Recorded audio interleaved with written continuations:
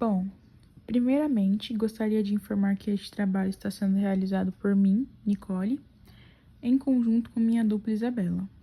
Agora, dando início ao trabalho, o tema que nós iremos debater é Sociedade, Estado e África, passado e presente. E como primeira pergunta temos: como esses assuntos se relacionam e por que são importantes para compreendermos a sociedade atual? A relação entre sociedade, Estado e África é fundamental para entendermos como se formaram as estruturas sociais, políticas e culturais que influenciam o mundo atual.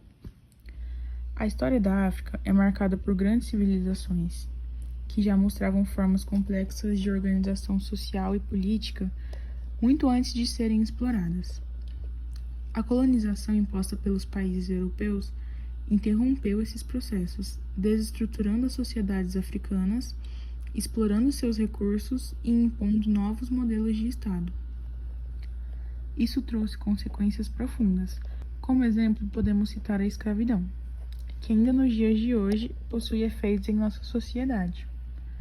Compreender essas relações é essencial para combatermos visões estereotipadas sobre a África e também para reconhecer o impacto histórico do colonialismo nas desigualdades sociais e raciais que ainda existem no Brasil e no mundo.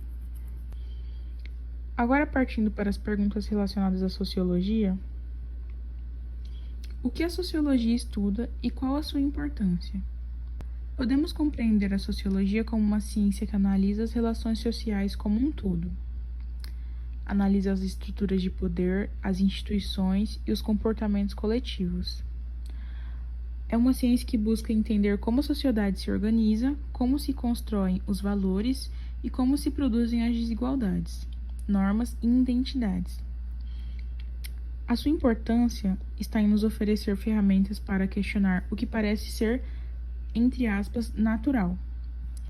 A sociologia consegue revelar os mecanismos por trás das injustiças sociais e pensar caminhos para uma sociedade mais equitativa. Ou seja, resumindo, a sociologia nos ensina a enxergar além do óbvio e também a compreendermos que a realidade social é construída historicamente e pode sim ser transformada. Como a sociologia pode nos ajudar a entender temas como desigualdade social, política e cultura? A sociologia nos ajuda a compreender essas questões quando analisa como as estruturas sociais, como classe, gênero, etnia e poder, geram e mantêm as desigualdades. Ela nos mostra como as instituições políticas e decisões governamentais influenciam a distribuição de recursos e direitos, além de revelar como as culturas moldam identidades e comportamentos, oferecendo assim uma visão crítica das causas dessas desigualdades e das possíveis formas que podemos transformá-las. Como a sociologia se conecta com a história e a formação das sociedades? Bom, a sociologia se conecta com a história ao estudar como as sociedades evoluíram ao longo do tempo. Enquanto a história analisa eventos passados e suas causas. A sociologia foca em como esses eventos moldaram as estruturas sociais, as relações de poder e os comportamentos das pessoas. Ou seja, ao analisarmos a sociologia em conjunto com a história, conseguimos obter um melhor entendimento sobre a formação das sociedades, como as instituições surgiram e como as mudanças sociais ao longo do tempo influenciam o presente e podem apontar possíveis caminhos para o futuro. Bom, agora abordando a formação do Estado. Qual o papel do Estado na sociedade? O Estado possui a função de organizar e regular a vida em sociedade, tentando garantir direitos como segurança, ordem e justiça. Ele cria e aplica leis e deve proporcionar direitos aos cidadãos, como saúde, educação e infraestrutura. Resumindo, na teoria, o Estado existe para garantir que a convivência entre as pessoas seja harmoniosa e justa. Como o Estado influencia e é influenciado pela economia e cultura? Bom, o Estado influencia a economia através de políticas públicas, como impostos, investimentos e leis que afetam o mercado de trabalho e as empresas. Ele também regula a economia para garantir que tudo funcione de forma equilibrada evitando crises e desigualdades. Já a economia influencia o Estado porque o crescimento ou a crise econômica consegue afetar a arrecadação de impostos e as decisões políticas. Já em relação à cultura, o Estado pode ter influência por meio de leis e políticas culturais, como o incentivo à arte, educação e preservação de tradições. Por outro lado, a cultura também molda o Estado, pois os valores e crenças da sociedade influenciam as decisões políticas e também influenciam nas leis que são feitas. Ou seja, resumindo, existe uma troca constante entre o Estado, a economia e a cultura. Cada um influencia o outro de diferentes maneiras. Estados modernos versus estados tradicionais. Quais as diferenças?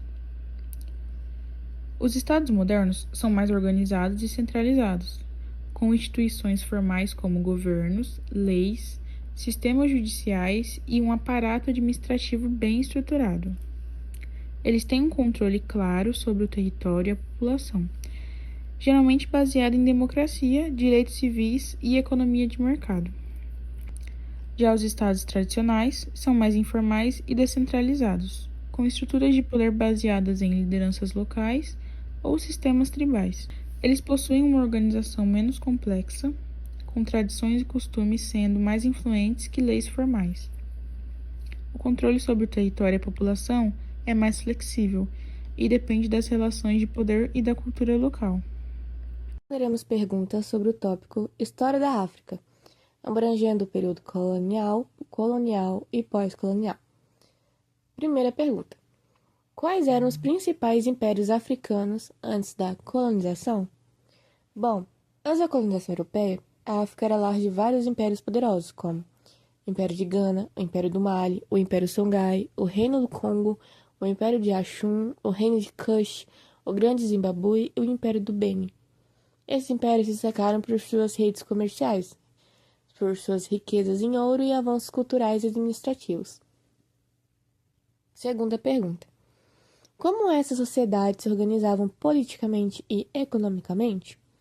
Bom, a organização política variava entre monarquias centralizadas e sociedades descentralizadas. Muitos impérios tinham reis ou imperadores com poder absoluto, como o Mansa Musa, do Mali. E outras regiões operavam em sistemas tribais ou confederações de cidades-estados. Já economicamente, o comércio transariano, a mineração de ouro e a agricultura eram fundamentais, com mercados locais e rotas comerciais ligando a África, Oriente Médio e a Ásia. Terceira pergunta: qual era o papel da cultura, religião e comércio na África antes da chegada dos europeus? Então, a cultura na África era diversa, com sociedades ricas em artes, literatura oral e arquitetura. A religião incluía crenças animistas, culto aos ancestrais e religiões abraâmicas, como o islamismo e o cristianismo, que chegaram antes da colonização europeia. O comércio era essencial, com rotas como o da Saara, onde se trocavam ouro, sal, marfim e escravos. Quarta pergunta: como a colonização afetou a economia, cultura e política africana? Então, a colonização destruiu os sistemas políticos africanos, impondo administrações europeias. Economicamente, houve exploração intensa dos recursos naturais, desvalorizando as economias locais e a dependência das metrópoles. Culturalmente, as línguas, tradições e religiões foram reprimidas, sendo substituídas por influências europeias, levando à perda de identidade de muitos povos africanos. Quinta pergunta: houve resistência à colonização? Quais movimentos se destacaram? Sim, muitos povos resistiram. Destaca-se a revolta dos Eroros e Namãs contra os alemães, a revolta de Samori Touré contra os franceses, a Guerra dos Ashanti contra os britânicos e a revolta dos Zulus contra os britânicos. Além disso, no século XX, surgiram movimentos de libertação como o Mau Mau, no Quênia, e a luta do Pai-Jacé, em Guiné-Bissau e Cabo Verde. Sexta pergunta: como se deu o processo de independência dos países africanos? A independência africana ocorreu principalmente após a Segunda Guerra Mundial, quando os colonizadores enfraquecidos enfrentaram pressões internacionais e internas. Alguns países conquistaram a independência pacificamente, como o Ghana e a Nigéria. Outros enfrentaram guerras, como Angola, Moçambique e a Argélia. O processo muitas vezes manteve estruturas coloniais, dificultando a autonomia real. 7ª pergunta. Quais foram os impactos do colonialismo mesmo após a independência? Então, após a independência, muitos países enfrentaram fronteiras artificiais, que uniam grupos rivais, gerando conflitos civis. Além disso, houve dependência econômica das ex-metrópoles, instabilidade política com golpes militares e ditaduras, e exploração contínua dos recursos naturais por empresas estrangeiras. A pobreza e as dificuldades estruturais também foram legados do colonialismo. 8ª pergunta. Quais aspectos positivos e desafios podemos destacar na África contemporânea? Então, como aspectos positivos, a África tem crescido economicamente, com avanços em tecnologia, educação e infraestrutura. Há também um ressurgimento das culturas africanas e maior participação política dos cidadãos. No entanto, desafios como desigualdade social, corrupção, conflitos étnicos e mudanças climáticas ainda dificultam o desenvolvimento pleno do continente. Essas foram as perguntas sobre o tópico História da África.